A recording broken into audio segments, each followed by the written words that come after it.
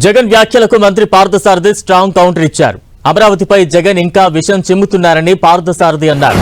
నదీ గర్భంలో క్యాపిటల్ కడుతున్నారని జగన్ అంటున్నారని, కేంద్రం ఆర్థిక సంస్థలకు తెలియని విషయాలు జగన్ కు తెలుసా అంటూ ప్రశ్నించారు పార్థసారథి. రాజధానిపై జగన్ అవగాహన లేకుండా మాట్లాడుతున్నారని అన్నారు. గర్భంలో ఉంది, అది ఉంది, ఇది ఉంది అంటారంటే నదీ గర్భంలో ఉందో అక్కడ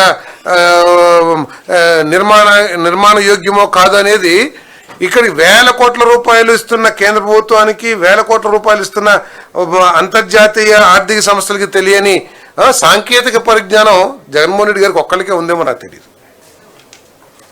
అందరూ కూడా ఇన్ని వేల కోట్లు ఇచ్చినప్పుడు, లేకపోతే జగన్మోహన్ రెడ్డి గారు 5 సంవత్సరాలు ఈ అమరావతిని ఏ విధంగా కించపరచాలో, ఏ విధంగా చీల్చి చెండాడారు కదా, ఇవన్నీ అందరికీ తెలిసిందే కదా.